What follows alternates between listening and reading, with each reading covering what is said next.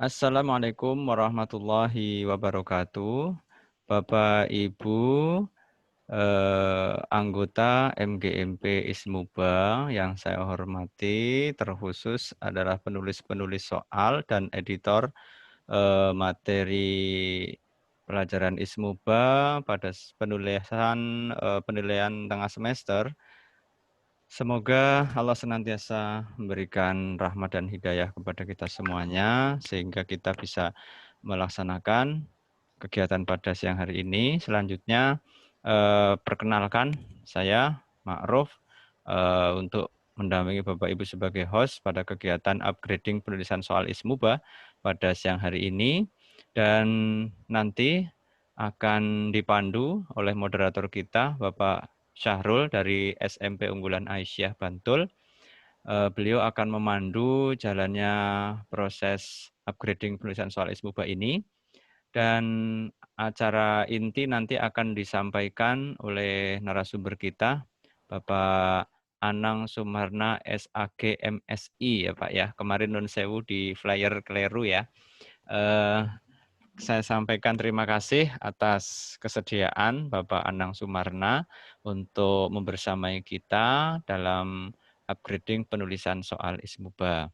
Dan sudah hadir pula Bapak Ketua MGMB kita, Bapak Agus Susanto, SAG, MSI.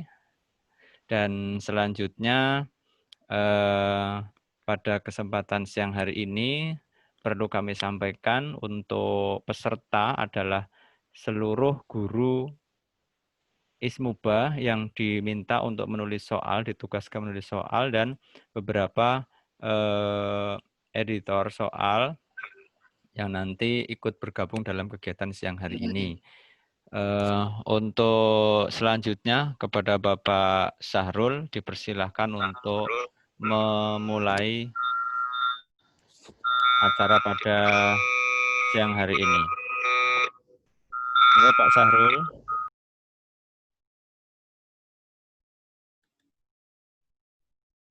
Monggo Ustaz Syahrul. Silakan Ustaz Syahrul.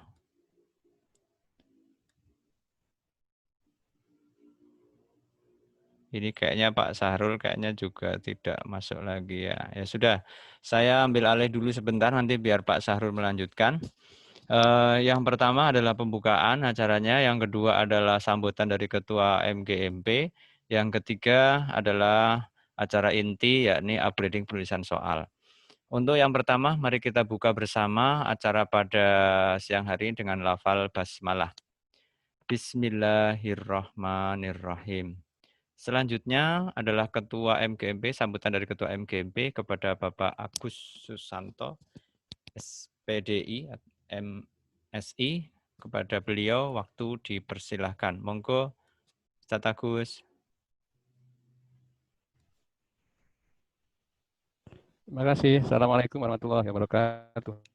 Waalaikumsalam warahmatullahi wabarakatuh. Bapak, Ibu semuanya, pertama dan utama tentu kita sampaikan rasa syukur yang tidak terkira kepada Allah SWT, Allah Rabbul Izzati, Allah Rabbul Alamin, atas segala nikmat dan curahan karunia-Nya. Alhamdulillah siang ini kita bisa bertemu secara online ya, untuk pertama kali mungkin. Alhamdulillah. Dan agenda kita pada kesempatan siang hari ini adalah upgrading penulisan soal Ismuba. Kami dari pengurus MGMP yang pertama kembali mengajak bersyukur, alhamdulillah bisa menyelenggarakan kegiatan ini. Selanjutnya juga kita sampaikan terima kasih terus pada Pak Ma'ruf juga atas inisiasi untuk menyelenggarakan kegiatan ini dan berkenan menjadi host untuk acara pada siang hari ini. Juga kepada Pak Ustadz Anang ya atas kesempatannya, waktu yang diberikan bisa membersamai kita semuanya pada kesempatan siang hari ini. Semoga apa yang disampaikan nanti bisa memberikan pencerahan untuk kita semuanya. Amin. Dan terakhir tentu untuk Bapak Ibu semuanya atas waktu yang diberikan bisa ikut membersamai kegiatan ini. Semoga sekali lagi harapan kita acara pada kesempatan siang ini mendapatkan ridho dari Allah Ta'ala dan semoga membawa berkah manfaat untuk kita Amin. semuanya. Amin. Bapak Ibu, jadi kegiatan upgrading penulisan soal semuba ini kita laksanakan, kita selenggarakan dalam rangka untuk ya meningkatkan kompetensi Bapak Ibu semuanya terkait penulisan soal yang walaupun saya tahu Bapak Ibu semuanya sudah sangat berpengalaman, ya, ada yang sudah bertahun-tahun ikut menulis soal di tingkat wilayah, ya. Kita syukuri, alhamdulillah, dan mungkin ada juga yang baru, maka kesempatan siang hari ini semoga nanti bisa kita manfaatkan betul-betul untuk kita bersama-sama bisa belajar bersama narasumber terkait penulisan soal yang baik, ya, yang harapannya bisa membuat ya, mutu ya kualitas soal-soal ismuba nanti menjadi lebih baik lagi. Sekali lagi kita sampaikan terima kasih acara sampai selesai nanti dan silakan nanti dimanfaatkan waktunya untuk berkonsultasi dengan narasumber. Bagi Bapak Ibu yang mungkin sudah menulis soal, sudah menyiapkan soal, nanti bisa berkonsultasi dengan beliau. Demikian, terima kasih. Assalamualaikum warahmatullahi wabarakatuh. Waalaikumsalam warahmatullahi wabarakatuh. Terima kasih Bapak Ketua yang sudah menyampaikan sambutannya dan memberikan pesan agar kita memanfaatkan betul dan memaksimalkan betul kegiatan pada siang hari ini sebagai bekal untuk penulisan soal. Ustadz Sahrul, sudah masuk ya Ustadz Sahrul? Oke, Pak. Oke, silahkan dilanjutkan untuk memoderatori kegiatan pada siang hari ini. Ini tadi sudah dibuka oleh Pak Ketua. Monggo Ustadz Sahrul. Oke. Assalamualaikum warahmatullahi wabarakatuh. Waalaikumsalam warahmatullahi wabarakatuh. Alhamdulillah, wala haula wala quwata illa billah. Terima kasih kepada Pak Ma'ruf selaku host dan juga Pak Agus selaku Ketua MGMP serta Pak Anang selaku pemateri pada siang hari ini. Bapak Ibu sekalian, insya Allah kita sesuai dengan agenda kita, hari ini kita ada upgrading penulisan soal ismuba yang akan dipandu oleh narasumber kita, Ustadz Anang. Langsung saja biar lebih efektif. Kepada Ustadz Anang kami persilahkan. Monggo.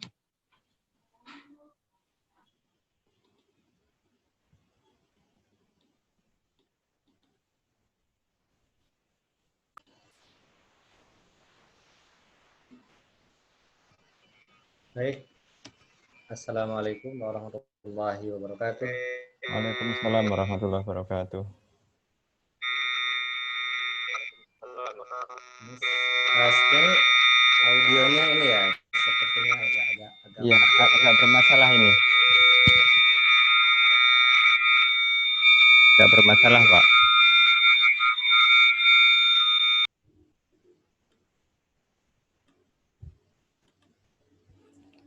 Saya mute sebentar. Masih juga.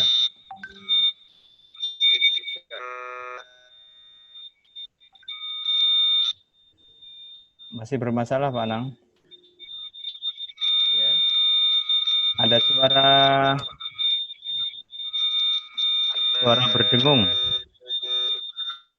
Ada feedback kayaknya Pak itu ya? Iya, kayaknya ini.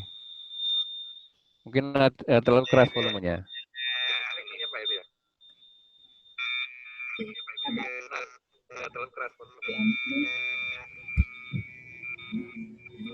Sudah oke kan ya? Masih berdengung, Pak. Suara Bapak sudah terdengar, cuman ada suara berdengung. Background speaker yang lain.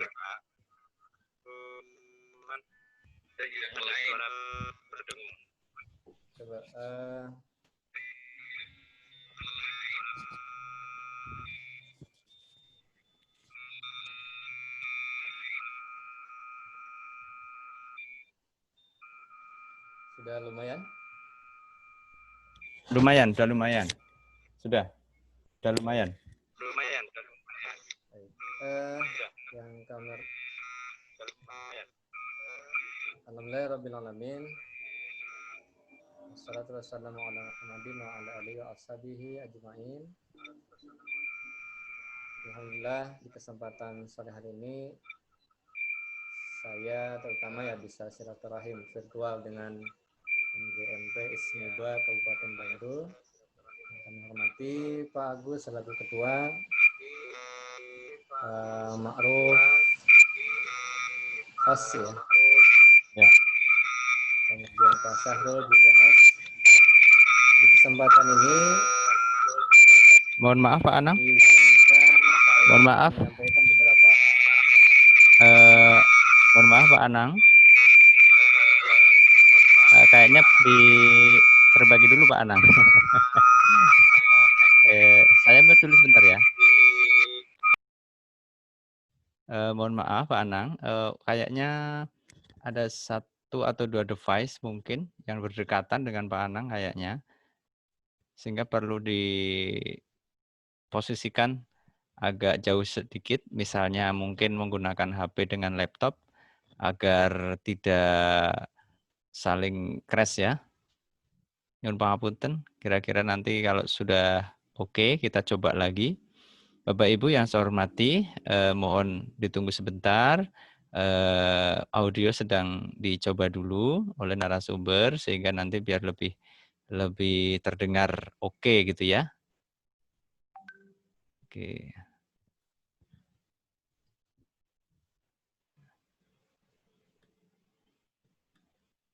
Sampai hari ini dari penulis-penulis ada juga loh yang sudah mengirimkan hasilnya ini Bapak Ibu. Tadi hari ini tadi apa ya Pak kemarin ya. Kemarin ada 1 penulis itu PTS sudah mengirimkan soal kunci dan kisi-kisi. Luar biasa ini. Belum ada upgrading aja udah jadi kan. Hebat sekali ini. Ya, semoga nanti syukur yang bersangkutan hadir di sini. Kalau hadir kan bisa kita mintakan untuk direview ya. Pak Anwar ada Pak Anwar Handoko ini saya sangat salut beliau sudah langsung saya sampaikan bahwa beliau menjadi penulis soal, langsung dibuat dan kayaknya tadi malam itu langsung sudah dikirim itu. Soal, kisi-kisi dan kuncinya itu sudah beres itu.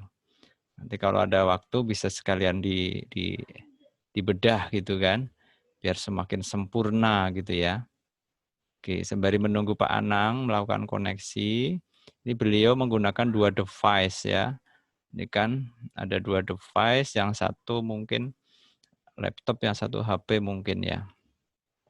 Dan mungkin posisinya berdekatan sehingga suaranya harus berlomba begitu ya. Halo Pak Anang, apakah sudah bisa dikoneksikan audionya dengan baik? Ya, begini adalah sebuah resiko ketika kita melaksanakan pembelajaran daring, bagaimana konektivitas internet, kemudian kekuatan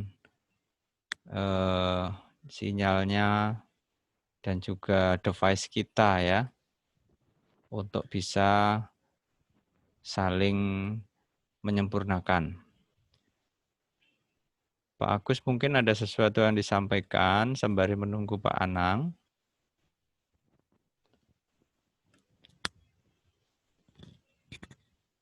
Halo.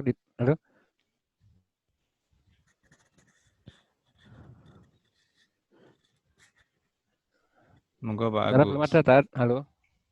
Belum belum ada. Nanti aja, Pak. Oke. Monggo yang lain kalau mau menyampaikan sesuatu dipersilakan. Ternyata Pak Syahrul juga terlempar. Ini sepertinya unstable. Jadi beliau pun kondisinya kurang stabil juga ini internetnya.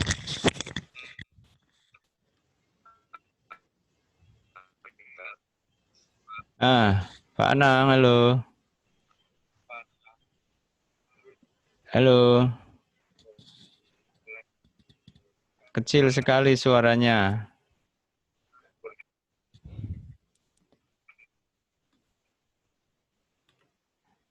Suara panjenengan kecil sekali, Pak. Ada, tapi kecil sekali ini. Gimana sekarang sudah Ah, mulai ya, ini sip, ya? sip. Ya, sekarang bagus. Halo, halo. Hilang lagi. Halo. Tadi bagus. Tadi muncul bagus tadi. Sebentar.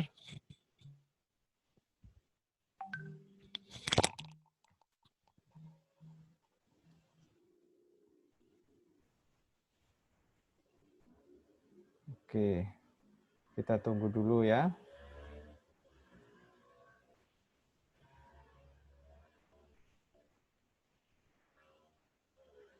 Pak Sahrul, halo. Halo Pak. Oh, ya oke. Ada yang sudah masuk belum soal penjenengan? Belum. Belum ada.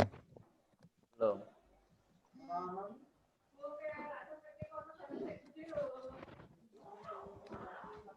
Pak Anwar ada? Pak Anwar, halo. Ada tapi ini toh.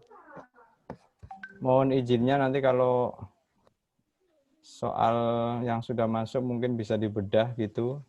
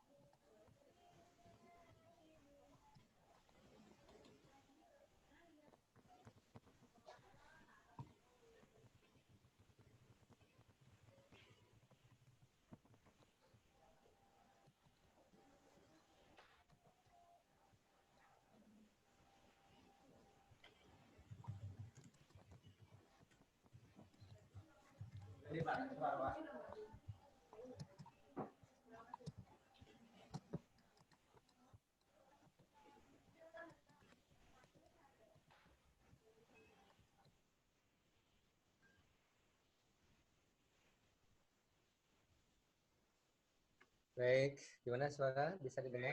Alhamdulillah sudah terdengar. Ya, ini saya pindah keluar nih. Monggo dilanjut. Mas Sahrul silakan. Monggo, lanjut. Mas Sahrul, silakan.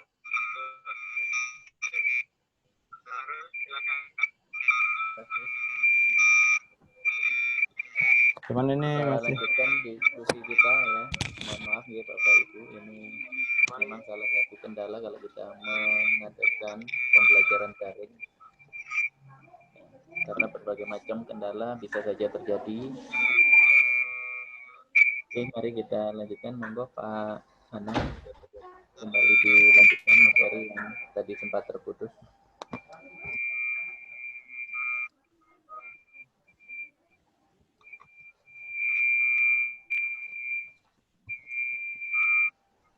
Baiklah, sharing materi masih display enggak ini Pak?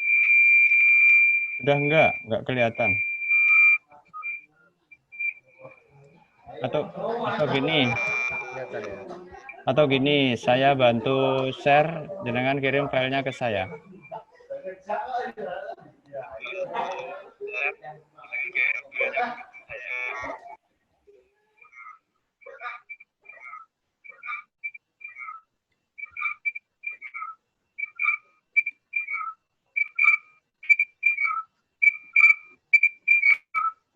Masih Pak Anang, suaranya masih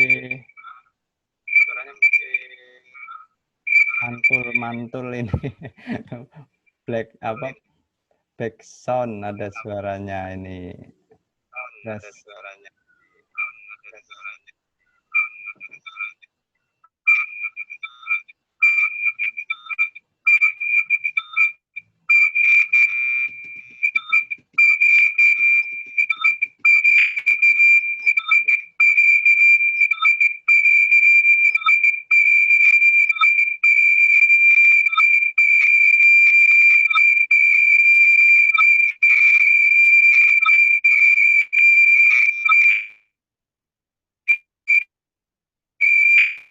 bukan kuantitatif, tapi kualitatifnya.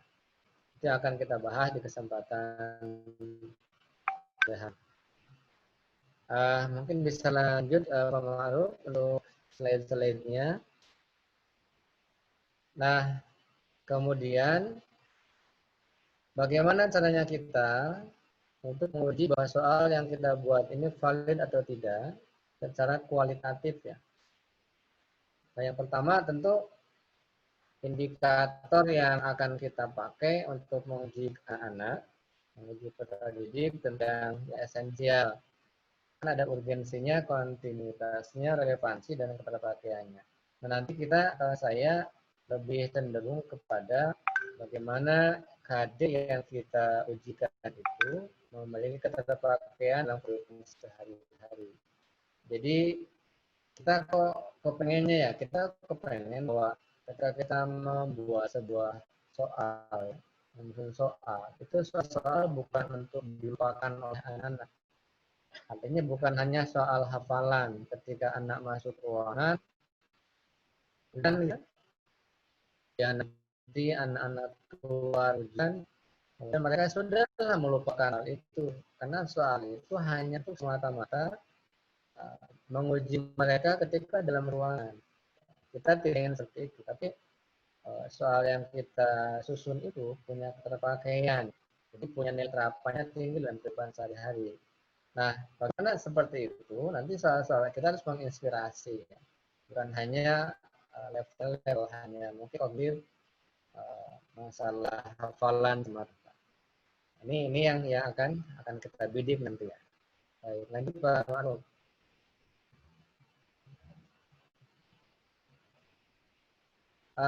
Kemudian, nah ketika kompetensi dasar yang sudah kita tentukan untuk diujikan ke peserta didik, itu kan KD-nya kita akan arahkan ke arah mana.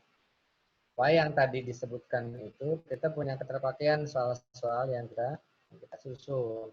Apakah akan penyataan semata-mata, pemahaman, penerapan atau aplikasi, analisa, menilai, atau justru kreasi mencipta.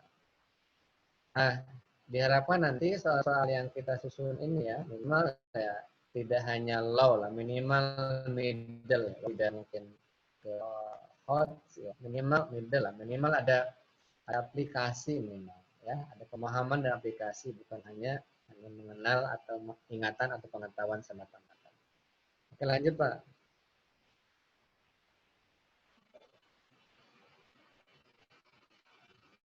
Nah, sehingga nanti untuk indikator-indikator soal kan Bapak insya Allah sudah membuat kisi-kisi soal kan. Jadi di indikator soal nanti harus jelas gitu kan.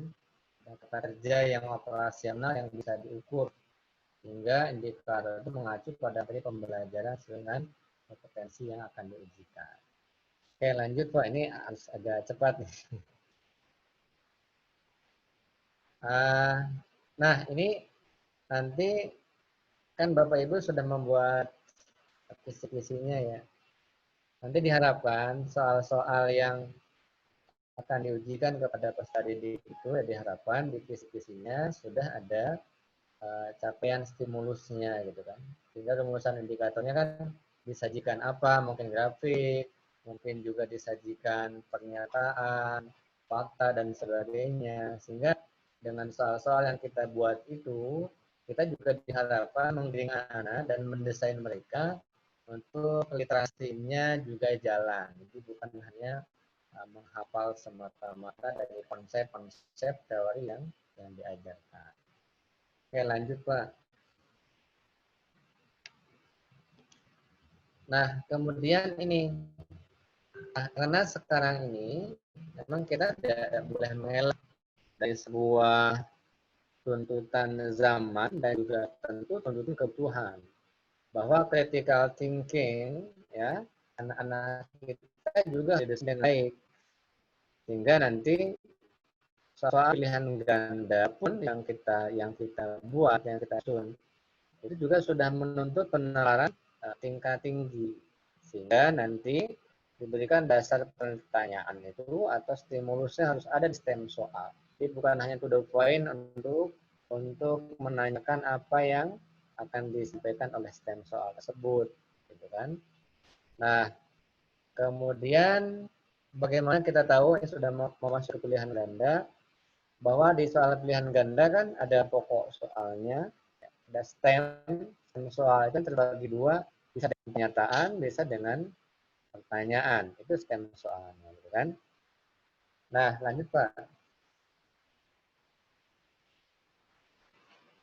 Nah, sehingga komponen inilah yang harus ada di soal pilihan ganda, yaitu stem atau soalnya, kemudian optionnya. Dan kita di tingkat SMP, di tingkat MTS, tentu opsinya ada 4. Option A, B, C, dan D.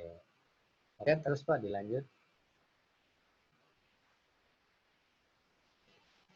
Nah, ini kita konkretkan. Ya, sebelum nanti kita masuk ke dalam contoh-contoh yang harus kita analisis soal kita secara kualitatif. Sekarang kita masuk ke dalam komponen soal yang ganda itu. Nah, misalnya ini sebuah contoh saja, sebuah contoh ya. Jadi, diharapkan apa yang saya sampaikan juga bukan untuk memenjarakan pemikiran Bapak Ibu sebenarnya, tapi nanti silakan untuk dievaluasi sesuai dengan mata pelajaran masing-masing. Ini ada dasar pertanyaan atau stimulusnya ya. Ini masuk dalam kategori kalau soal seperti ini berarti kan aplikasi nih. Dalam artian kognitifnya nanti level ketiga, C3 ya. Abbas masuk ke kantin madrasah dan pesan 11 ST, bla bla seterusnya ya. Nah, pelaku yang ditunjuk Abbas telah mengamalkan sikap apa, gitu kan? Nah,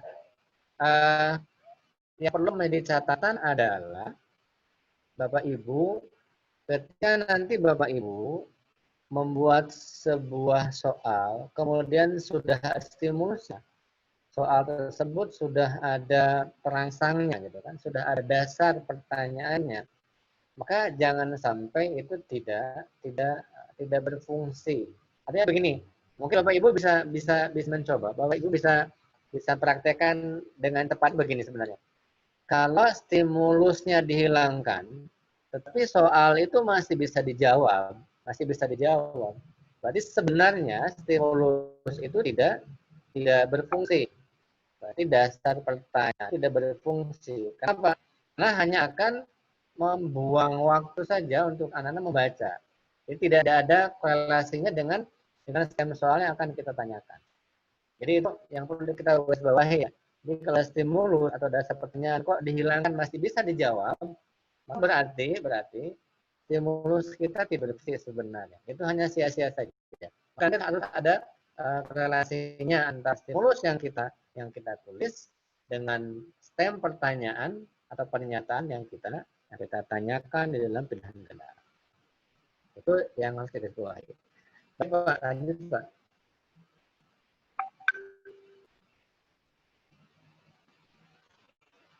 Nah, kita masuk. Nah, sebagaimana tadi disampaikan bahwa validitas soal itu agar soal yang kita susun menjadi valid maka dianalisis secara kualitatif maupun kuantitatif. Nah, dalam upgrading ini kita bahas yang kualitatifnya, karena kualitatif itu ketika setelah diujikan. Ya, kita ada punya analisis bukti soal gitu kan, itu secara kuantitatif. Nah, kalau kualitatif, kita tinggal mencocokkan sebenarnya. Jadi, kualitas soal yang kita buat itu, sehingga kita cocokkan dengan indikator-indikator yang harus ada, yang harus terpenuhi ketika kita membuat soal pilihan ganda. Karena ini konteksnya soal pilihan ganda. Nah, misalnya dari aspek materi. Tadi kita sudah bahas di awal bahwa untuk menguji valid atau tidaknya soal yang kita susun, itu kan ada tiga aspek. Satu aspek materi, yang kedua aspek konstruksi, yang ketiga aspek bahasa dan budaya. Nah, sekarang ini kita aspeknya aspek materi.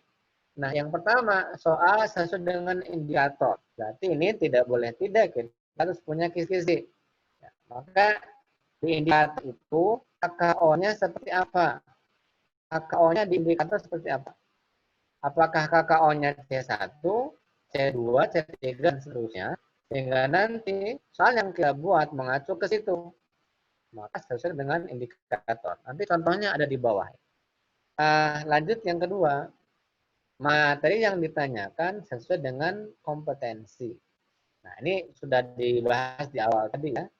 Dari situ tentang ketepatan sehari-harinya tinggi gitu. Jadi tidak hanya menghafal di ranah-ranah yang sifatnya kognitif level 1, hafalan-hafal saja atau teori saja. Nah, kemudian yang ketiga dalam aspek materi, nanti pilihan jawaban itu harus homogen dan logis. Biasanya temuan-temuan yang ada itu begini. Ketika soal itu dibuat dengan soal dalam kategori pengecualian, kita berusaha menganalisis ya. Kita sudah membuat soal yang sifat analisis. Sudah C4 itu, sudah analisis. Misalnya bla bla bla bla, kemudian ada kecuali. Biasanya kita terjebak ke arah pilihan jawaban tidak homogen. Jadi ketika misalnya mau dalam pendidikan tarikh misalnya, mau mengibrah, mau mengambil keteladanan, hanya opsi-opsi dari A sampai B itu ada hal-hal yang negatif muncul, berarti itu kan tidak homogen. Sedangkan pilihan jawaban itu harus homogen dan itu harus logis. Dan yang dalam materi hanya ada satu kunci jawaban tentunya. Oke Pak, kita lanjut ke aspek yang kedua, itu aspek konstruksi. Nah, untuk aspek konstruksinya, pokok soal memiliki stimulus dirumuskan dengan singkat, jelas, dan tegas. Tadi sudah disinggung sedikit, jangan sampai stimulus yang kita rancang, yang kita desain, baik itu grafik, maupun mungkin bentuk-bentuk pernyataan, atau mungkin juga frase-frase yang kita gunakan, jangan sampai tidak berfungsi, karena akan sia-sia saja. Kemudian rumusan pokok soal dan pilihan jawaban merupakan pernyataan yang diperlukan saja. Kemudian pokok soal tidak memberi petunjuk ke kunci jawaban. Atau mungkin biar agak cepat nih Pak. Ini kan bisa dibaca di screen. Nah, sekarang kita lanjut sih Pak. Kita lanjut dibahas dari aspek kualitatifnya. Kita bahas beserta contoh-contohnya. Oke nih. Yang pertama tadi kan soal sesuai dengan indikator menuntut tes tertulis untuk berpeda. Jadi satu, cek kembali kriteria soal. Yang kedua, sesuaikan KKO dan indikator soal dan soal. Ranah kognitifnya apa? Saya kasih contoh begini. Misalnya indikatornya adalah menganalisis biografi Kiai Haji Ahmad Dahlan. Misalnya, ini contoh saja. Nanti Bapak Ibu mengeksplorasi diri dari visi-visi ya. Nah, itu kan kata kunci atau KKO dalam indikator soal itu kan menganalisis biografi kan. Nah, sedangkan contoh soalnya adalah gini. Haji Ahmad Dahlan lahir pada tahun A sekian, B sekian, C sekian, D sekian. Ini sebenarnya kalau indikator kita menganalisis biografi Haji Ahmad Dahlan, maka minimal apa yang kita tanyakan dalam hal itu bukan hanya aspek kronologisnya. Kita tahu kalau kita bicara masalah biografi ya, atau kesejarahan, maka nanti ada aspek biografisnya, ada aspek geografisnya, ada aspek kronologisnya. Ini kita bicara masalah riwayat hidup seseorang ya. Nah, sehingga dari kata indikator, dari KKO dalam indikator menganalisis biografi, dengan soal yang diujikan, ini tidak selevel, tidak sesuai. Itu maksud saya. Tetapi kalau hanya sekedar mengenal biografi Kiai Haji Ahmad Dahlan, masuk. Tapi KKO indikator kan menganalisis.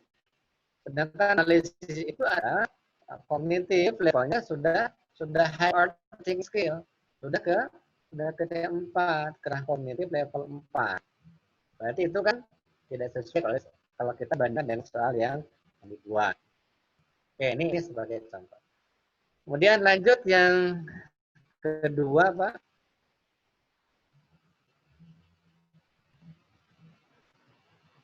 Nah, ini bagaimana soal yang kita ujikan itu di samping urgensi ada, relevansi kontinuitasnya, tentu keterpakaian sehari-hari. Ini yang saya cobakan, keterpakaian yang sifatnya sederhana. Jadi begini, misalnya ada satu tokoh nih dalam sejarah, Samsudin Kalikan ya, seorang ilmuwan yang menyejarah gitu kan. Nah, sebagai siswa, cara meneladaninya adalah, nah kalimat kedua ini sebagai siswa, cara meneladaninya, tadi kita sudah bicara di awal, ketika stimulus soal dihilangkan, kok soalnya mesti dijawab, maka sama dengan stimulus yang kita buat itu tidak berfungsi. Gitu. Nah sekarang coba nih, kalau stimulus ini kita hilangkan, kalimat pertama nih, Samsudin Kalikan merupakan seorang yang menyejarah. Itu kita hilangkan, tiba-tiba soal itu berbicara sebagai siswa, cara meneladaninya adalah siswa tidak akan bisa jawab. Kenapa? Karena tidak ada stimulus yang langsung berkorelasi dengan pertanyaannya. Berarti kalau begitu stimulus yang kita pakai dalam soal ini berarti sudah jalan, sudah berfungsi. Kan begitu ya? Nah, sekarang bagaimana dengan keterpakaiannya? Maksud saya, anak-anak setelah membaca soal ini, dia akan ingat dalam kehidupan sehari-hari bahwa kalau kita belajar tentang Samsudin Kalikan, berarti anak-anak itu harus bisa baca sejarah Islam dan baik. Gitu. Nah, kenapa kok jawabannya bisa C? Karena kita tahu bahwa Samsudin Kalikan itu adalah ilmuwan di bidang sejarah. Sehingga ketika mereka belajar sejarah, mereka terinspirasi dengan Samsudin Kalikan itu. Ini contoh sederhana lah. Nanti Bapak Ibu silakan mengeksplor dengan indikator atau KKO dalam indikator di diskusi soal.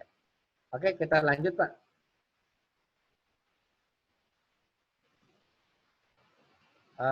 Baik. Nah ini saya memberikan sebuah contoh nih. Misalnya, ini contoh saja ya. Pilihan jawaban harus homogen dan logis. Muhammadiyah adalah organisasi Islam yang bergerak dalam bidang dakwah amar ma'ruf nahi munkar yang berpedoman pada Al-Quran dan As-Sunnah. Kalimat tersebut merupakan definisi Muhammadiyah secara sebenarnya kan bicara masalah konsep ya. Bicara masalah konsep. Tetapi sebenarnya lagi-lagi begini, kadang kita terjebak ketika kita menyusun soal dan soal itu yang diberikan adalah sebuah pengertian, itu terjebak dengan pilihan-pilihan jawaban yang tidak homogen. Kan begini, kalau kita bicara definisi, kan cuma ada dua. Satu secara istilah, yang kedua secara bahasa. Kan cuma dua itu. Secara etimologi dan epistemologi kan. Nah, terus kemudian C sama D-nya mau diisi dengan option apa? Itu sebenarnya soal-soal seperti ini kan tidak diperlukan untuk ditanyakan. Karena akan sulit mencari option pembanding pengertiannya. Ya. Kita akan membuat distraction-nya menjadi sulit. Nah, karena yang namanya pengertian ya sudah hanya secara istilah dan secara bahasa.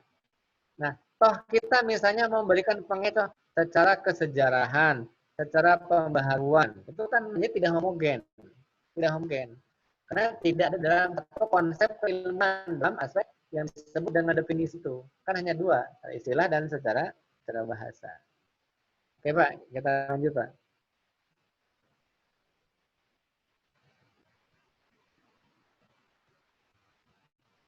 Baik, ini saya kasih contoh pendidikan tarikh ya, pendidikan tarikh. Rasulullah SAW membangun masyarakat Madinah melalui kegiatan ekonomi dan perdagangan. Tujuan Rasulullah dalam hal ini adalah, lagi-lagi kita cek tema soalnya ya. Ini sudah ada stimulus, walaupun tidak panjang, berstimulus, sudah ada rangsangan dalam soal. Nah, ketika stimulus dihilangkan, kan anak bisa menjawab soal. Itu artinya stimulus kita berfungsi gitu kan. Nah, sedangkan di sini titik fokusnya adalah harusnya ada satu kunci jawaban. Sementara option B dan option C itu bisa membingungkan anak. Karena di mahasiswa ya dalam kegiatan ekonomi yang mendidik masyarakat dengan perdagangan juga meningkatkan kesejahteraan di mana. Berarti di mana ada satu ketidakkonsistenan ketika anak-anak akan pilih opsi mana yang paling tepat. Nah, ini fokusnya itu ya kalau ini. Baik itu Pak.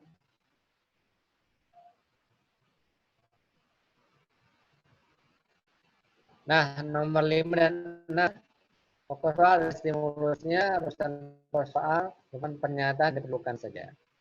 Oke, kita kasih contoh begini Pak. Ini masih dalam pendidikan tadi ya. Madinah memiliki jenis penduduk yang beragam. Orang-orang Syria, Yaman, Arab menjadi warna penduduk Madinah. Itu stimulusnya maksud saya. Nah, kemudian tem soalnya yang pokok adalah adapun orang Arab yang menetap di Madinah disebabkan oleh. Nah, kalaupun stimulus ini kita hilangkan, ya, kalaupun stimulus ini kita hilangkan, anak-anak masih bisa menjawab soal. Karena apa? Karena dengan satu pernyataan orang-orang Arab yang menetap di Madinah disebabkan oleh, itu anak bisa menjawab. Berarti kalau begitu stimulus yang kita tulis ini nggak berfungsi. Bahkan jangankan singkat, jelas dan tegas, berfungsi saja tidak.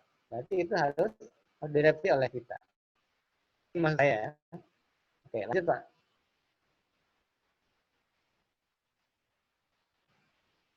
Oke, jangan sampai soal yang kita buat itu mengarah ke jawaban. Kadang kita tidak menyadarinya. Ini pengalaman saja, pengalaman kita lah sharing. Kadang kita tidak menyadari ada beberapa soal yang memang kalau dianalisis menjadi nggak valid. Kenapa? Karena sudah mengarah ke jawaban. Misalnya begini, saya menemukan begini, Pak. Organisasi Muhammadiyah lahir pada abad ke-20. Bertepatan dengan tahun. Walaupun bertanya masalah hanya tahun ya. Tapi ada abad ke-20, sedangkan opsi jawabannya ya. Option A berarti kan abad ke-17. Option B 18, option C ke-11. Ya, abad ke-20 berarti mana? Ya sudah, berarti ya ambil. Nah, ini kan mengarah ke jawaban. Contoh sebenarnya. Baik, lanjut Pak. Nah, jangan sampai di soal kita buatin negatif ganda. Tapi insya Allah lah di kita yang negatif ganda ini sudah tidak ada sebenarnya. Hampir tidak ditemukan ya. Tapi pertanyaannya apakah boleh kita menyusun soal dengan berbentuk negatif? Soal-soal yang buat dalam bentuk negatif itu masih dibolehkan. Kan para pembuat soal termasuk dari pusat evaluasi sendiri pusat, ketika ada soal yang berbentuknya pengecualian negasi atau negatif, asal tidak ganda, itu sudah merupakan soal yang bentuknya analisis. Karena siswa sudah bisa menganalisis fakta dan konsep. Gitu. Nah, tetapi kalau ada kata-kata tidak, kemudian ada kata-kata kecuali lagi, ini yang akan sangat membingungkan siswa. Berarti soal ini kalau membingungkan semua siswa, mana siswanya menjadi tidak valid, baik validitas secara kuantitatif, karena nanti tidak memiliki daya beda antara siswa yang tanda kutip ya grade tinggi dengan siswa yang low, itu soal tidak bisa membedakan. Bisa jadi semuanya menjawab betul atau bisa jadi menjawab salah. Maka soal yang seperti itu adalah soal yang nanti valid. Baik, lanjut Pak.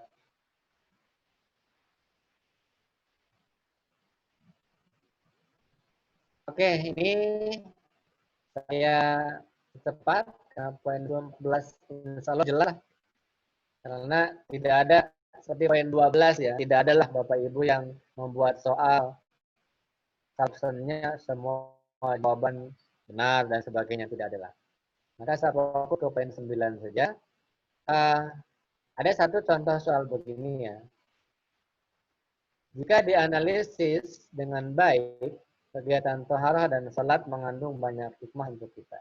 Di antaranya, kecuali. Nah, ini yang tadi disinggung juga. Jadi kalau kita mau mengemukakan hal-hal yang sifatnya hikmah, atau mungkin juga ibrah, atau mungkin juga ketadanan, gitu kan? Maka terus homogen, jangan sampai tidak logis di luar yang sifatnya homogenitas dari sampingnya. Seperti begini ya, kalau tohara nih bersikap disiplin, oke ya, itu bersih, baik. Kemudian mengatur waktu, baik. Tetapi yang D ini paham tata cara menjadi tidak logis, menjadi baik. Maka kalau seperti itu berarti option D ini ya tidak homogen option D ini. Berarti ada kesalahan secara validitas konstruksi yang kita bangun dalam soal ini. Bapak lanjut dulu. Baik. Ini tentang menggunakan bahasa ya, dengan kaidah bahasa nih. Ini sudah ada keterangannya. Saya kasih contoh begini. Kadang kita tidak jeli atau mungkin tidak begitu detail dengan elipsis ya, titik-titik, dengan titik dua, dengan tanda strip dan sebagainya. Contoh begini, sebenarnya secara konstruksi soal ini tidak ada masalah. Konstruksi ya, 3 orang ilmuwan rekomendasinya adalah A, B, C, dan D. Secara konstruksi soal ini tidak ada masalah sebenarnya. Ya. Tetapi kalau kita lihat dari aspek kebahasaan menjadi masalah. Kenapa?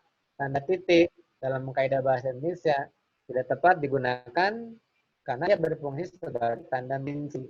Ini sebagai gantinya adalah tanda elipsis ataupun tanda hubung pada setiap pilihan ganda itu option diganti dengan tanda baca koma.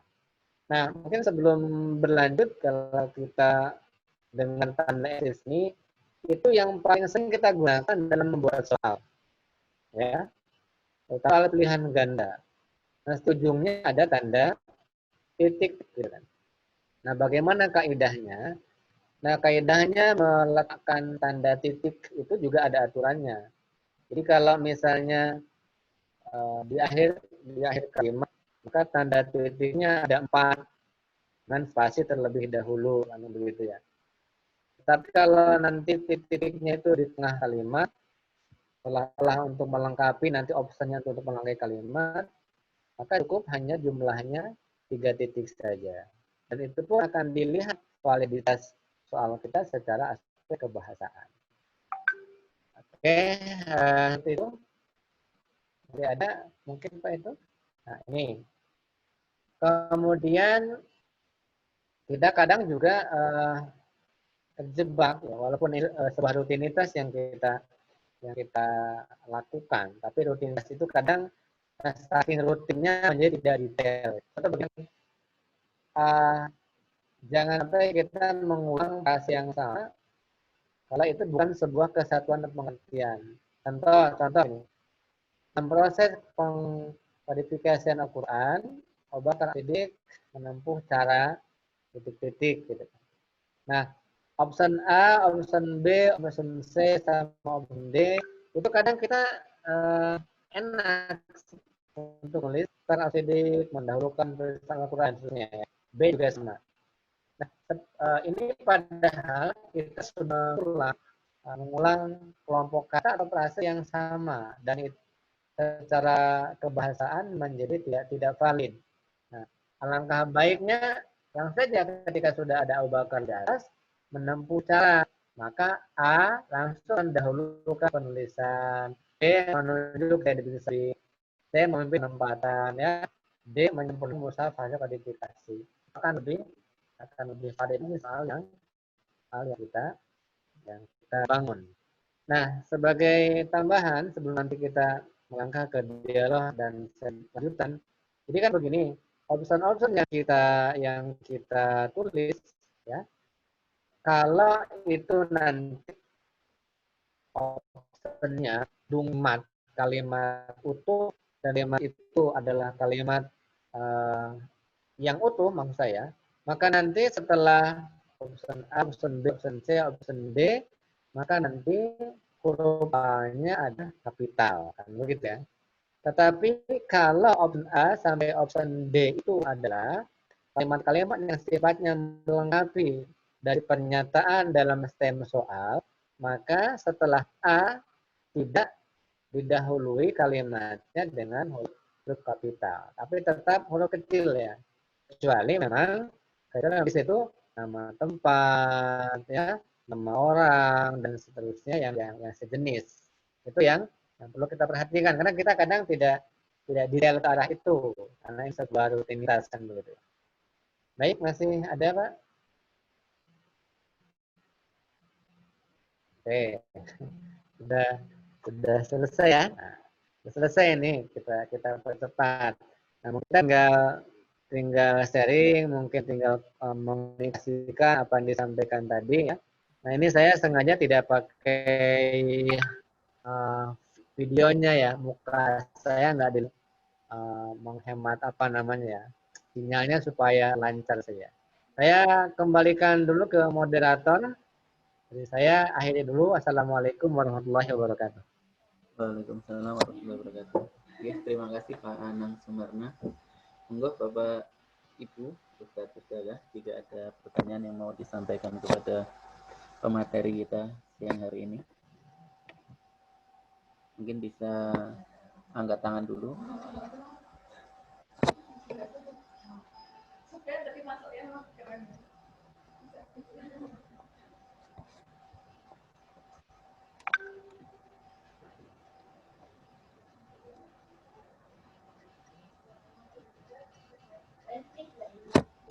Oke, ini Pak Anang, saya mau tanya untuk apa ya,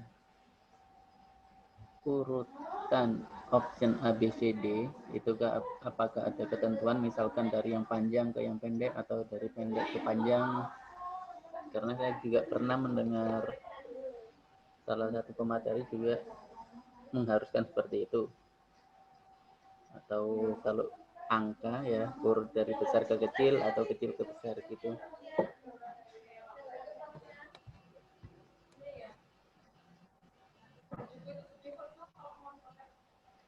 Oke, gimana Pak? Untuk option, apakah ada aturan harus dari panjang ke pendek atau pendek ke panjang? Misalkan yang A itu lebih panjang, nanti semakin mengerucut ke yang D berarti semakin kecil atau sebaliknya. Kemudian untuk atau kalau angka bersifat 1, 2, 3 itu apakah harus dari kecil dulu baru ke besar atau sebaliknya dari besar dulu ke kecil gitu.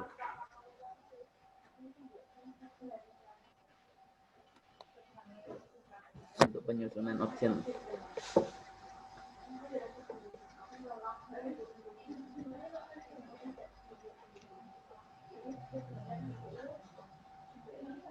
Baik. Itu tadi sebuah pertanyaan Pak. Oke.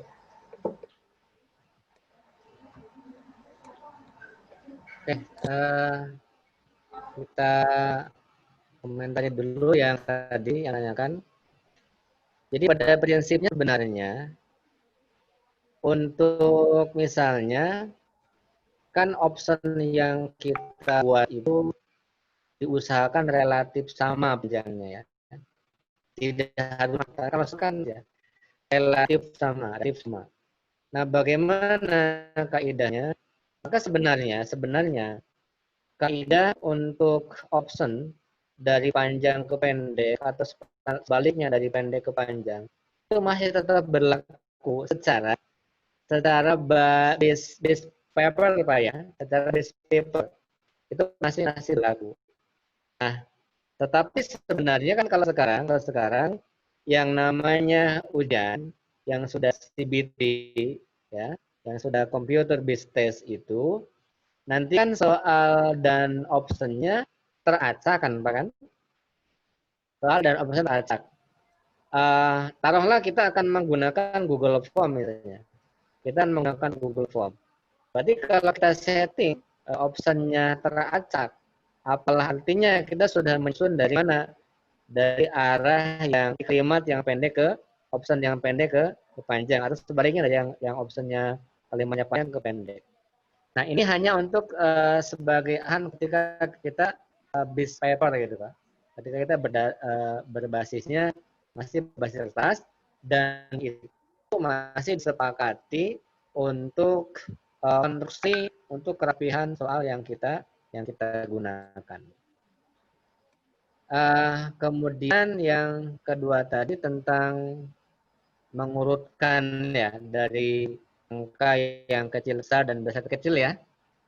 Nah, itu juga masih berlaku, mengingat pertama bahwa siswa atau peserta didik yang menempuh ujian, yang menempuh ulangan dan sejenisnya itu adalah siswa yang akan membaca soal, dan soal pilihan gaya yang kita gunakan, yang kita susun itu bukan untuk mempersulit siswa. Maka nanti ketika angka-angkanya menjadi acak, maka itu ada satu indikasi bahwa nanti akan membingungkan kepada siswa. Ya, walaupun siswa yang sudah hafal, yang sudah tahu tidak akan bingung. Tapi konsep untuk kerapihan konstruksi itu juga masih sama, Pak. Masih sama. Terutama kita kalau konteksnya bicara masalah apa, kalau sudah nanti displaynya begitu, sudah saya teracak. Tadi itu pertanyaan yang saya dengar, Pak. Ada yang perlu dikonfirmasi? Silakan.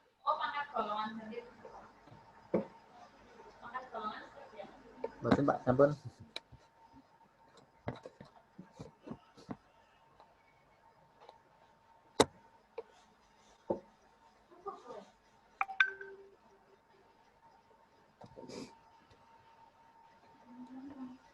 Monggo Bapak Ibu yang lain, jika masih ada yang mau ditanyakan.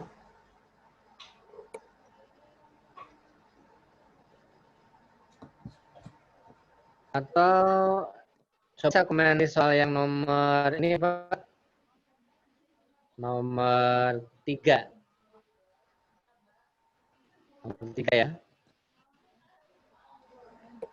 Kalau kita merujuk ke panduan-panduan penulisan soal yang ada di pusat itu, maka nanti ketika dalam option,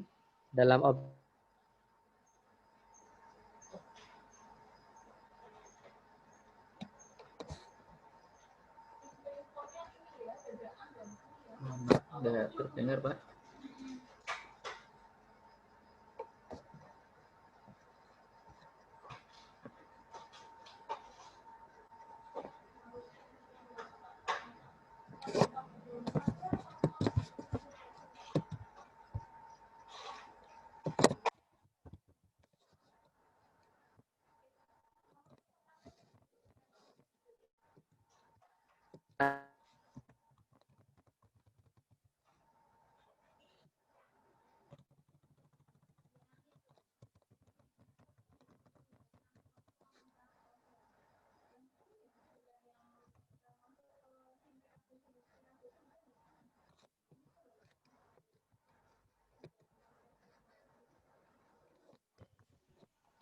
Setanang, mohon maaf suaranya tidak terdengar, Setanang.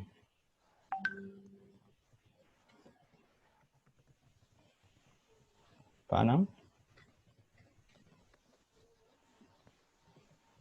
Mohon maaf suara belum terdengar, Tad.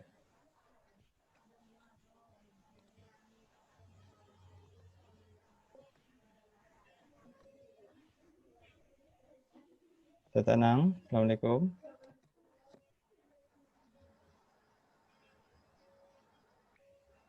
Pak Syahrul? Iya Pak. Ini kayaknya ada kendala lagi. Yang lagi. Iya, hilang lagi suaranya beliau. Ini sebetulnya bagus banget, tinggal Bapak Ibu mau tanya langsung to the point itu enak ini. Lebih teknis ini.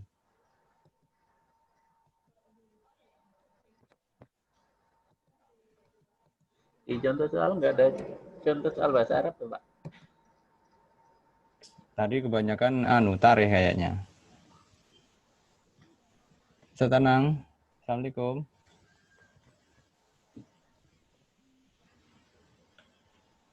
Sebentar saya WA.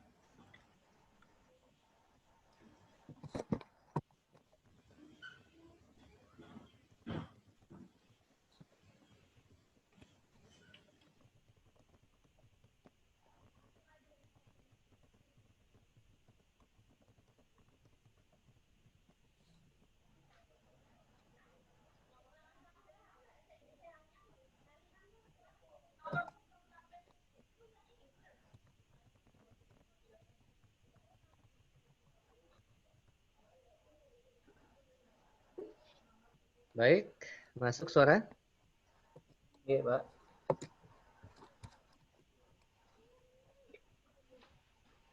Sudah masuk suaranya? Sudah masuk, Konang. Baik. Yang tadi silakan kalau ada yang mau dikonfirmasi ulang. Ini Pak, saya mau nanya untuk mapel bahasa ya, biasanya sering bahasa Arab. Kalau misalkan soalnya hanya berbunyi bahasa Ya. Arab dari kata meja misalkan adalah titik-titik seperti itu, apakah sudah sudah sesuai gitu, sudah bisa gitu?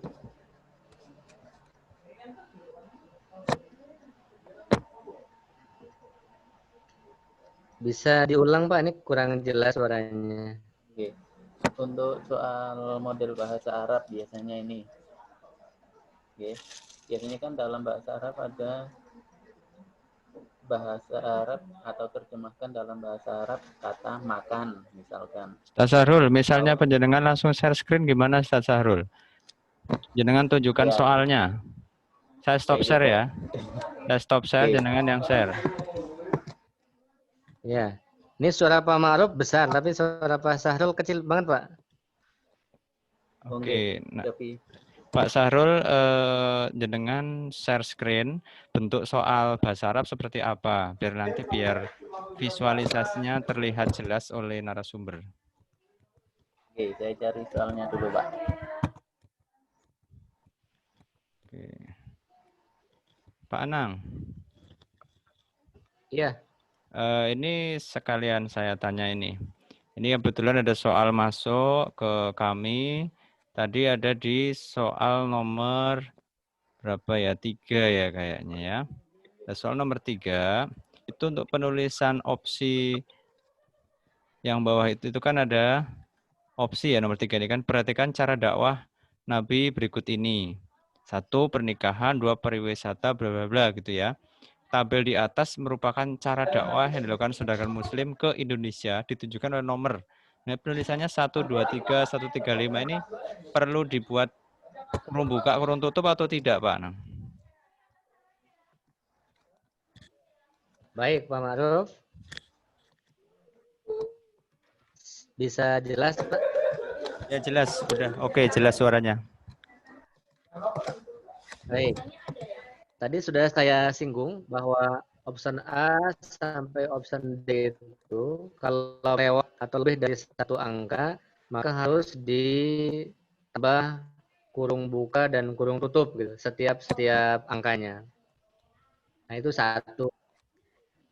Nah, kemudian karena di atas itu kan perhatikan seolah-olah ini kan memperhatikan tabel ya.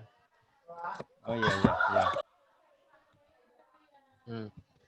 Jadi angka baiknya sebenarnya yang atas itu ya mungkin perhatikan pernyataan berikut ini gitu kan. 1, 2, 3 sampai 6. Itu akan lebih valid secara konstruksi dan juga kebahasaan.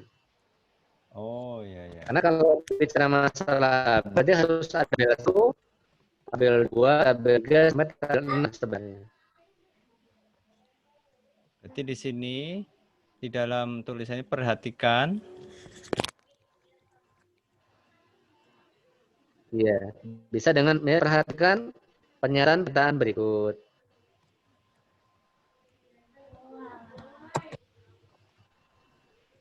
Oh, berarti tidak dalam bentuk tabel ini ya? Iya. Kalau untuk tabel harus konsisten 6 tabel. Oh iya, ada nomor, nama begitu ya. Oke, oke, oke. Sip. Ya, Iya. ya. Oke, nomor, urean, dan seterusnya begitu. Karena ini kan hanya sekedar pernyataan Tapi ya. saya tidak ini Pak Ma'ruf. Tapi saya tidak tahu apakah bentuknya seperti itu kesepakatan supaya menghemat halaman atau kan, nah, itu yang kita tidak tahu Pak. Oke, oke. Oke, terima kasih. Lanjut, Pak Sahrul, monggo Pak Sahrul. Gimana, sudah bisa memunculkan Ustaz Sahrul? Bapak Ibu yang lain silakan, bila ada yang bertanya, boleh. Oh silakan Ustaz Sahrul, sharing screen ya. Monggo Ustaz. Oke, ini Pak. Jadi langsung saja kalau misalkan bahasa Arab soalnya seperti ini dari nomor 23 sampai 27. Iya Pak suaranya. Ya oke, lanjut. Nah, jadi langsung dari arti dari kata tilfazun adalah, nah apakah seperti ini sudah memenuhi standar atau sudah sesuai atau belum gitu. Karena kan ini sering juga kita dapatin. Oke, baik Pak. Baik. Pertama yang harus kita sasar flashback dulu, artinya begini. Satu, kompetensi dasarnya apa? Yang dua, indikator pencapaiannya apa? Kalau misalnya di indikator pencapaian itu kata kerja operasionalnya adalah mengartikan, misalnya artikan adawatul madrasah, misalnya peralatan madrasah atau peralatan di rumah. Jadi indikatornya apa itu Pak? Siswa mampu menyebutkan apa perlengkapan rumah tangga gitu. Siswa mampu menyebutkan ya. Dia menyebutkan Baik, Pak. kosakata dalam Kalau bahasa Arab atau saya mungkin untuk untuk merevisi ya. Karena ini anak kan diapakan bisa paham rodat Pak ya. Bisa memahami mufradat bahasa Arab kan. Bukan hanya hafal semata-mata. Maka kalau saya kok begini, ini alangkah baiknya agar tidak monoton nomor 23 sampai nomor 27, mungkin dibuatkan begini Pak. Misalnya nih dibuat tabel. Atas dibuat tabel nih, dibuat tabel. Misalnya tabel sebelah kiri itu bahasa Arabnya, tabel sebelah kanan itu artinya. Nah, nanti soalnya berarti kalau memang akan diujikan itu tentang mengartikan peralatan di rumah, nah baru setelah ada tabel di atas, mungkin jadi begini. Jadi tabel di atas, kan mufrodat yang benar adalah. Mungkin begitu Pak. Sehingga nanti opsinya bisa bervariasi. Misalnya mufrodat 1 dan 2, B, 3 dan 4, seterusnya. Sehingga tidak monoton nomor 23 sampai 27 hanya seperti ini. Seperti ini sebenarnya untuk masuk dalam penilaian semester mungkin belum masuk Pak. Kalau untuk kuis, kalau untuk kuis ini bisa masuk. Nah, kita bukan sedang kuis begitu Pak.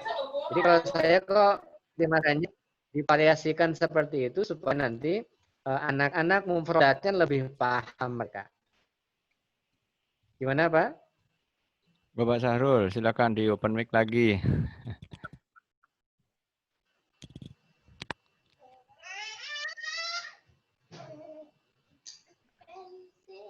Pak Sahrul, enggak di open mic. Oke, terima kasih Pak. Iya, karena di belakang ada suara-suara indah. Iya. Karena apa ya? Karena soal-soal model yang kayak yang saya tampilkan tadi, yang nomor 23 sampai 27 itu kan kadang juga muncul di Quran hadis itu kan biasanya arti kata gitu kan, tiba-tiba soalnya seperti itu aja, arti dari kata misalkan alladzina adalah titik-titik gitu.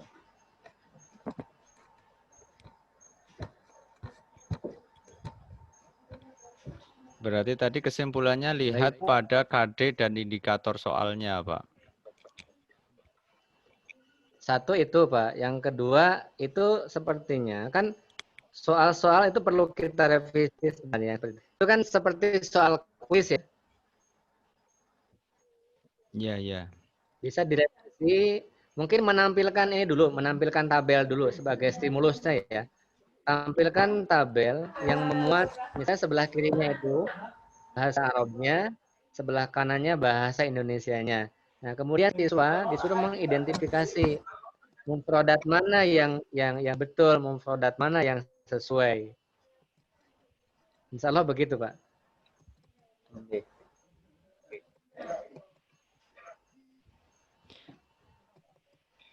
Terima kasih Pak atas jawabannya.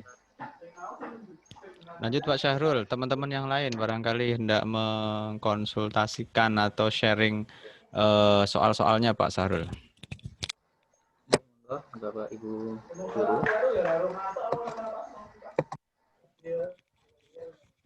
Pak Aris, soal bahasa Arab gimana? Ada yang perlu disambungkan?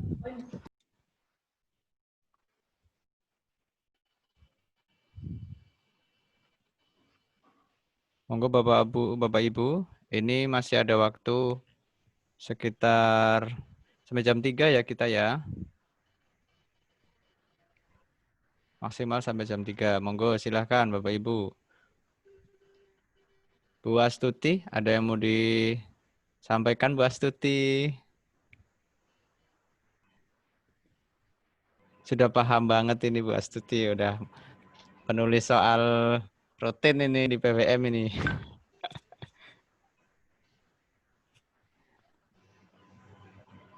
Siapa lagi? Bu Fitri monggo. Ada yang mau ditanyakan Bu Fitri? Atau Bu Reni? Kayaknya monggo Pak Syahrul, kayaknya sudah mencukupi nih Pak Syahrul, silahkan. Ini kayaknya teman-teman sudah paham semua. Atau ada yang mau menyampaikan? Silahkan. Diminta kalau memang ada yang mau menanyakan. Atau kalau enggak ini saya punya soal yang masuk ke saya untuk soal tarikh ini. Bolehkah dibahas? Masih ada waktu ini sampai jam 3 ini.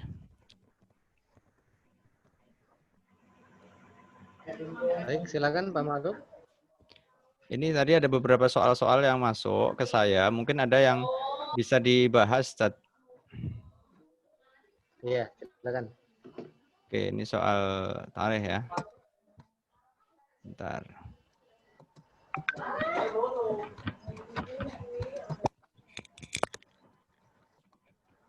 Nomor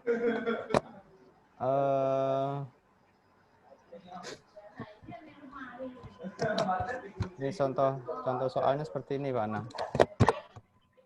Nomor 6 coba Pak Anang.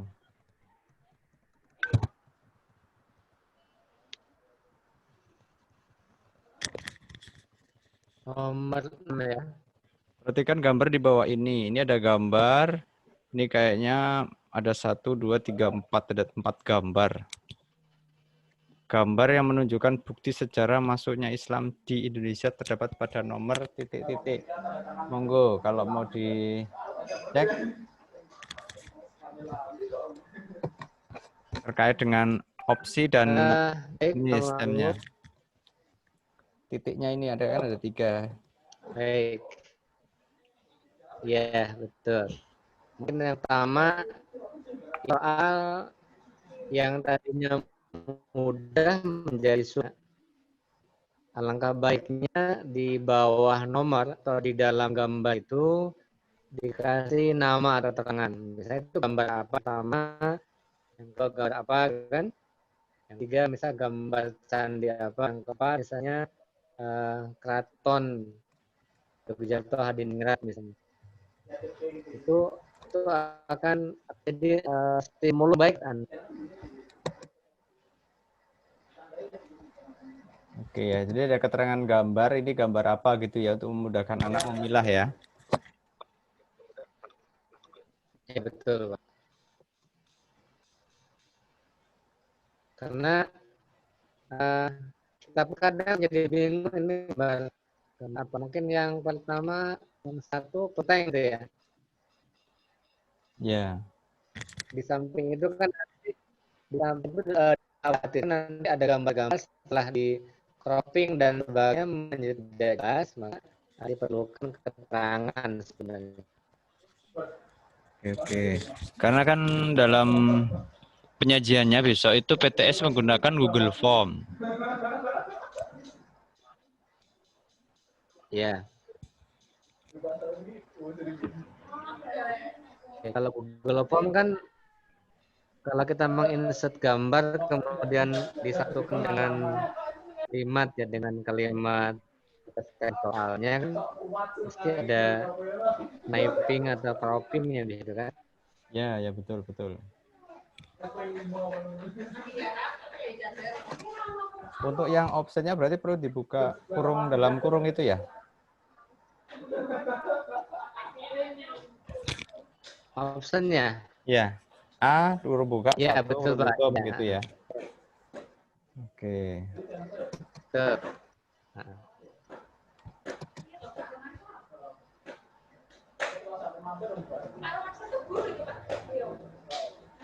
Kemudian nomor berapa lagi?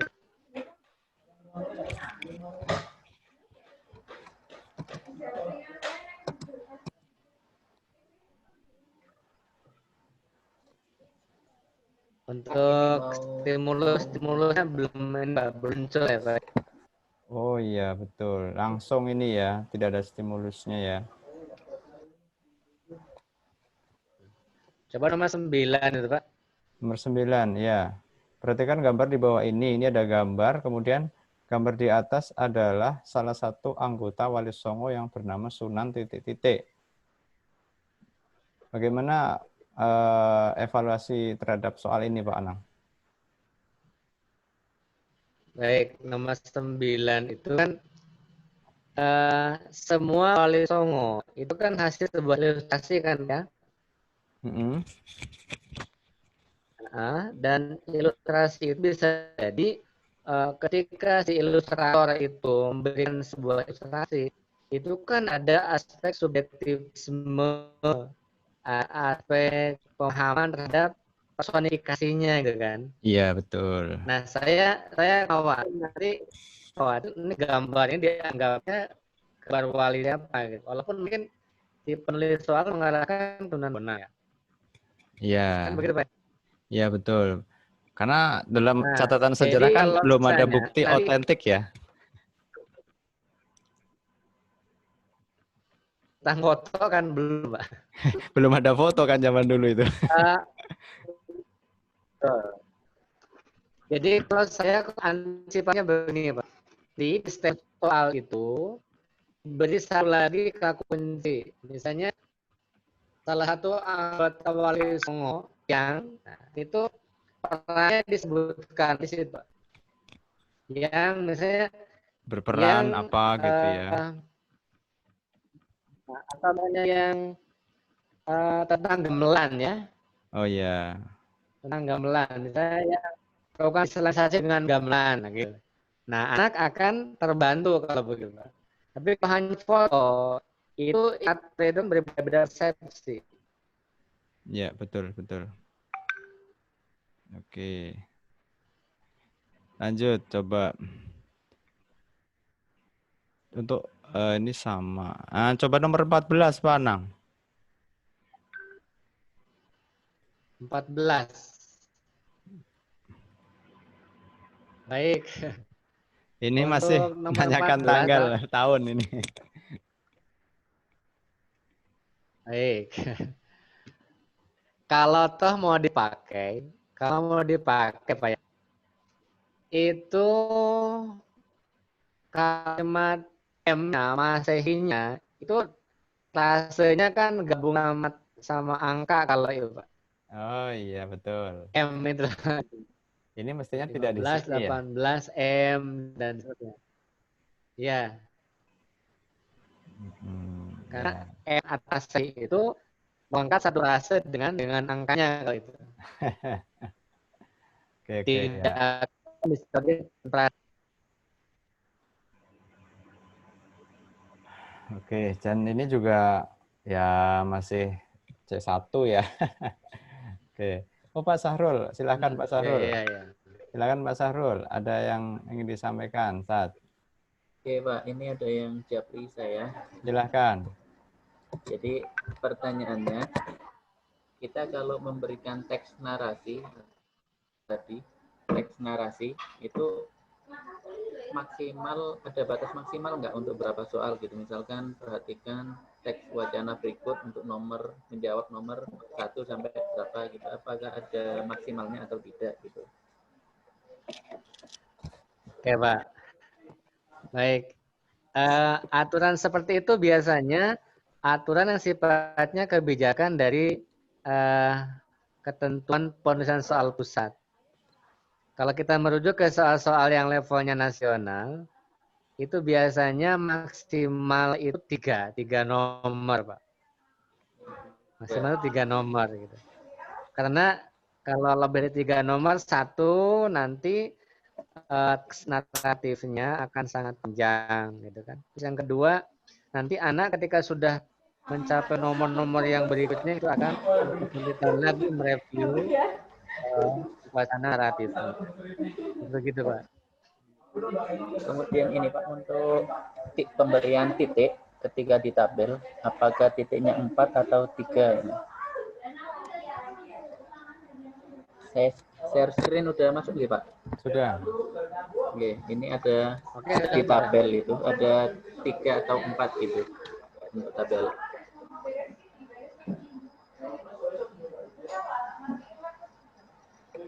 Kalau yang di sini kan dibikin 4 titik. Ini tabel ada titik-titiknya. Oke. Iya, iya, iya. Kalau saya kok ini Pak, karena ini di dalam tabel ya. Dalam tabel ini kan seperti ada 2 jenis soal jadinya Pak. Tabel itu soal menjauhkan kan.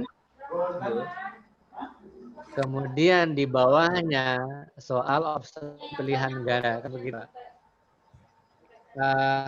Maka kalau saya lebih contohnya titik-titik itu dihilangkan, kemudian tabel itu dibuatkan heading, dibuatkan kepala tabel. Nomor dan seterusnya. Misalnya tabel belahan itu dikasih atasnya berarti apa itu? Pertanyaan misalnya. Kemudian tabel yang paling kiri, kolom yang paling kiri, kita kasih judulnya misalnya jawaban. Kan begitu kan? Nah nanti di suruhan atau di instruksi soalnya berarti bukan hanya perhatikan tabel berikut, bukan gitu, berarti ditambah ini. Perhatikan tabel yang memiliki kalimat kalimat rupa berikut gitu.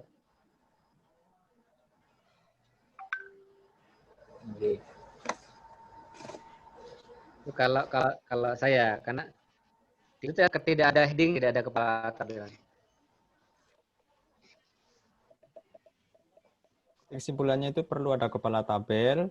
Yang kedua itu soalnya sepertinya ada 2 soal itu dalam nomor 14 itu. Sehingga anak agak bingung gitu, mungkin Mas Sahrul. Iya. Atas seperti menjodohkan, bawah seperti pilihan ganda. Ya, Jadi betul. perlu dikasih heading tabel kepala tabel. Nanti tabel nanti pasangan ya sesuai gitu kan nih soalnya. Ada 2 tabel mungkin Pak Sahrul. Atau bisa. Jadi fokusnya bukan ke tabelnya. Titiknya tadi.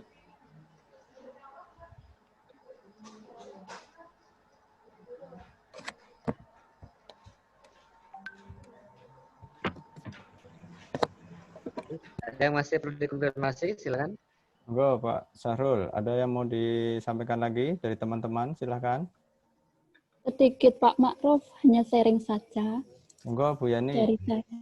Oke. Terima kasih atas waktunya Pak Ma'ruf. Assalamualaikum warahmatullahi wabarakatuh Pak Anang. Waalaikumsalam warahmatullahi wabarakatuh.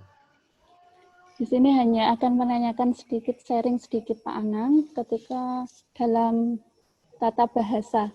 Ini yang simpel-simpel saja biasa. Ketika dalam soal itu sering ada revisi atau sering ada pembetulan kata-kata yang kelihatannya sepele. Semisal, di bawah ini pada option soal.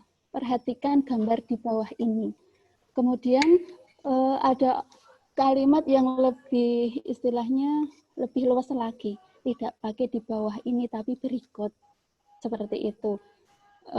Kata-kata demikian masih sering ditemukan Pak Anang dalam penulisan soal sehingga tidak konsisten antara mapel satu dengan mapel yang lain. Kemudian yang kedua, sedikit sharing ya, ini ketika soalnya fikih. Ada KD tentang menyebutkan dalil nakli. Ini bentuk kalimat atau bentuk susunan kalimat yang istilahnya menjadi standar agar soal fikih itu tidak terkesan Al-Quran seperti itu teknisnya bagaimana. Untuk yang terakhir, konsistenitas dalam penulisan ayat Al-Quran, semisal Quran surat Al-Baqarah garis miring surah kedua titik 2 baru ayatnya. Itu apakah ada standarisasi atau boleh dengan kesepakatan seperti yang Pak Anang sampaikan tadi, kesepakatan dalam penulisan soal. Demikian saja Pak sharing dari kami yang hal itu kelihatannya sepele tapi masih sering muncul dalam penulisan soal. Terima kasih. Assalamualaikum warahmatullahi wabarakatuh. Waalaikumsalam warahmatullahi wabarakatuh. Baik Pak Ma'ruf, langsung saja Pak ya. Silakan. Pertama, untuk kata-kata berikut atau di bawah ini, saya jadi ingat juga ada salah satu dosen di UNY itu, jadi kalau ada kalimat di bawah ini, dia langsung bertanya, di bawah mana, di bawah ini. Maka kalau saya kok lebih cenderung ke berikut, yang tadi sering saya sebutkan ya, berikut ini ya, berikut atau berikut titik 2 gitu. Itu satu. Kemudian yang kedua, tentang apa tadi Pak?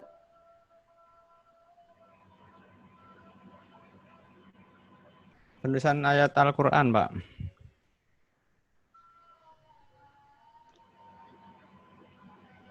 Oh, yang kedua tentang dalil nakli ya. Oh, dalil nakli ya, betul.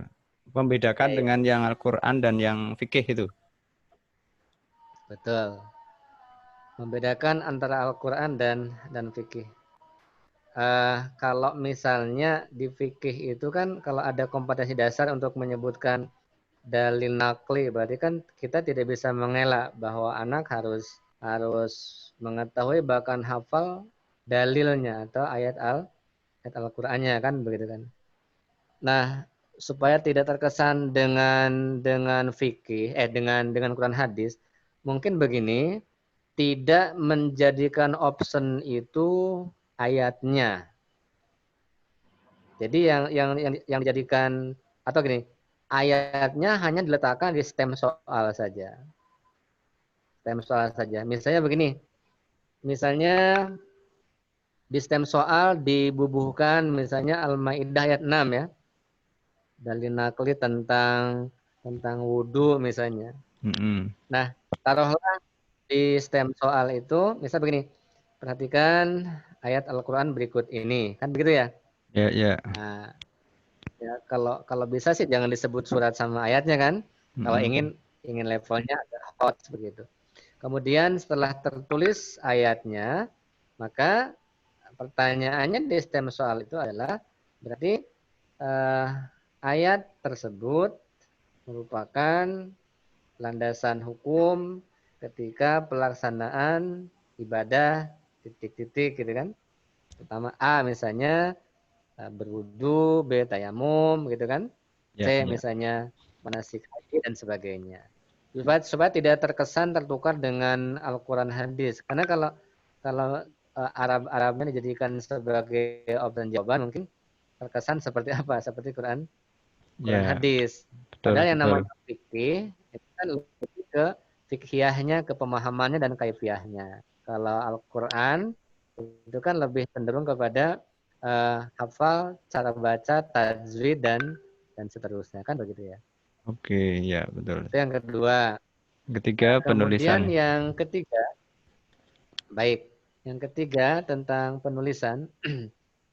Kalau kita kembalikan ke referensi-referensi yang ada, itu memang terjadi perdebatan dan perbedaan ketika menuliskan Quran, surat sekian, terus dituliskan nomor suratnya, baru dituliskan nama ayatnya kan.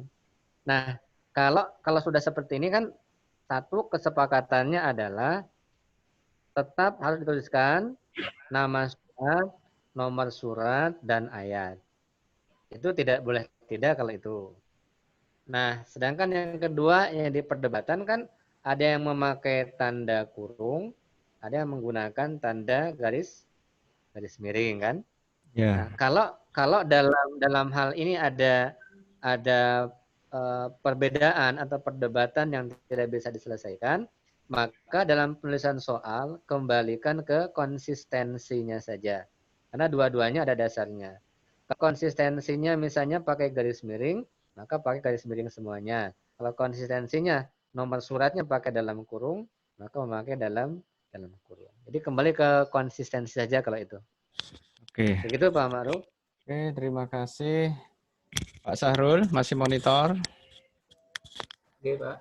Oke, ini waktu sudah pukul 15 lebih. Silahkan, bisa di-close saja. Sebelumnya Pak Anang mungkin memberikan closing statement dulu, Pak Anang.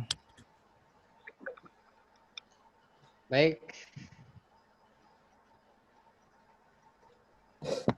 Masa kalau saya nyalakan nya kurang jelas.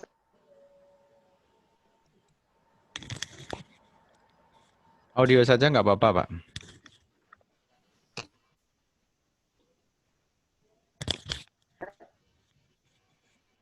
Baik, closingnya begini. Pertama, kompetensi kita membahas itu ada jaya terpengaruh. Yang kedua, Mohon maaf, Pak Anang, mohon maaf. Videonya di close saja. Pakai audio saja, Pak. Kayaknya suara kurang terdengar jelas. Nah, oke. Lanjut. Itu makanya tadi saya kalau pakai video enggak jelas. Iya, betul. Jadi closingnya begini, Pak. Ya. Mungkin 3 poin yang akan saya sampaikan. Yang pertama, soal-soal yang sudah kita susun itu oleh MGMP Ismuba, itu nanti kualitasnya itu akan terlihat secara kualitatif ini di awal ya, yang kita kaji ini, dan kuantitatifnya di akhir ketika sudah dianalisis di soal. Ya. Nah, kemudian yang kedua, kompetensi kita dalam membuat soal juga bergantung juga kepada ya jam tayang, kembali ke jam tayang ya. Jam tayang kita adalah membuat soal. Ya, tapi betul. yang tidak boleh hilang adalah yang ketiga, yaitu idealisme kita dalam menyusun soal, Pak. Itu tidak boleh hilang. Artinya indikator-indikator tentang penulisan soal yang baik dan benar itu harus kita ikuti.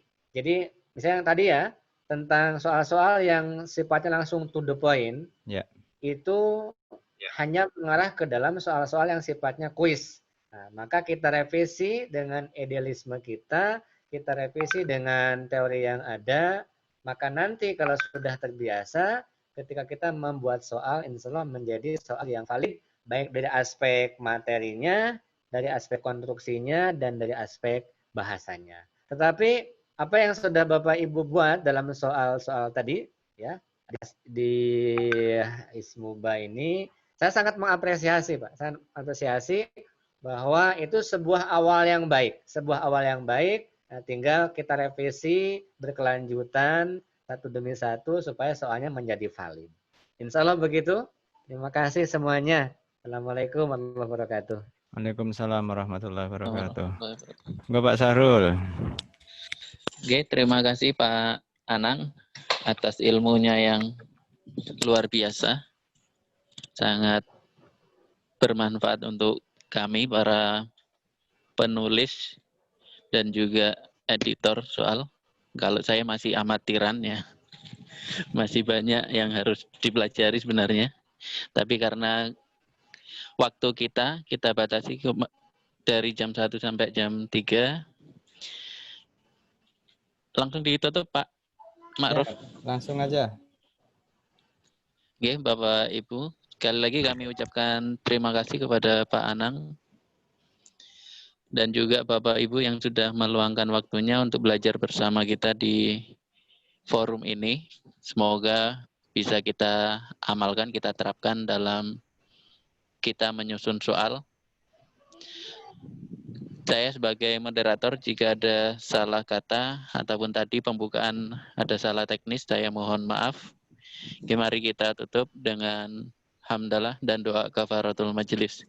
Alhamdulillahirrahmanirrahim. Subhanakallahumma wa bihamdika asyhadu an la ilaha illa anta astaghfiruka wa atubu ilaik. Sekian dari saya, kurang lebihnya mohon maaf. Fastabiqul khairat. Assalamualaikum warahmatullahi wabarakatuh. Waalaikumsalam warahmatullahi wabarakatuh.